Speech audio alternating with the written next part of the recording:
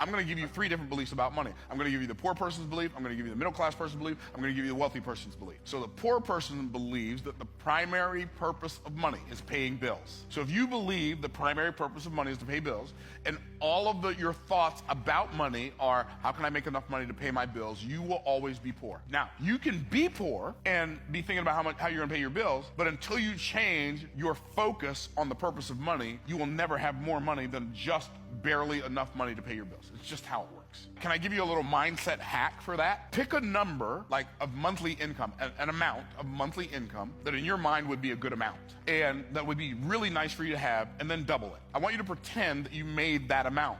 Let's say a good number in your mind was $6,000. Man, if I just made $6,000, I'd be okay. So then you double it, and it's $12,000. And then you say, okay, by the end of 24, my business is only going to be at $12,000 a month. So you take the number that you thought was twice as big as a good number, and you put only in front of that number. And so now you're taking that number that you used to think was big, and now you're making it smaller. And when you make it smaller, that makes you bigger. People say, like, Myron, how much does your business do? Our business only does, like, on average, 1.3, 1.4, 1.6 million a month only. Now, if you don't understand what I'm doing, you'll think I'm trying to flex. But what I'm doing is I'm programming my subconscious mind not to think that $1.5 million a month is a lot of money. Why?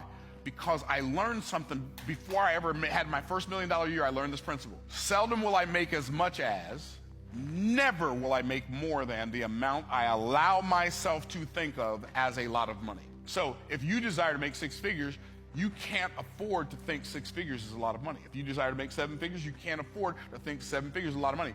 Even before you start making that amount of money, you have to turn it into an only in order for it to even become a possibility or a likelihood. If you think the primary purpose of money is to pay bills, you're going to work really, really hard. If you make $25 an hour, you're going to work 4 hours to make one of these. And then as soon as you get it, you're going to hand it over to somebody else. So I want you to really wrap your mind around what I'm about to say. For most people, payday is not really payday. It's just transfer day.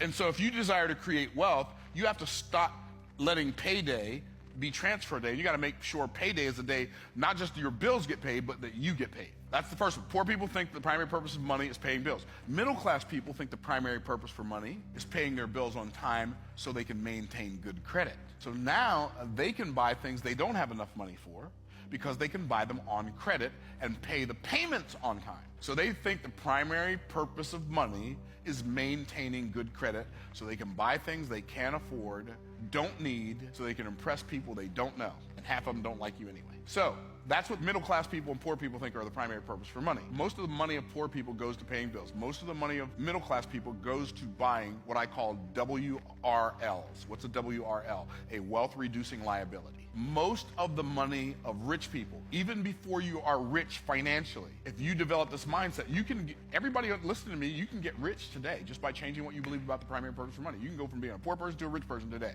And here's how. You believe the primary purpose of money is to turn it into what I call an IPA. What's an IPA? An income producing asset. So the primary purpose of money is to make more money. So my primary purpose when I get $100 is to turn it into 1, 2, 3, 4, 5, 6, 7, 8, 9, 10, $1,000. Now if I can turn 100 into 1,000, now this money, I held on to it. See, I don't save money for the purpose of saving money. I hold on to money long enough for it to get pregnant and have some babies. And I never spend the mama money, I only spend the baby money. So I don't spend the money I make to pay bills. I only spend the money my money makes or my businesses make to pay bills. I don't work for money to pay bills. I'm not going to do that. I'm going to work to build an asset that will crank out enough cash to pay all my bills.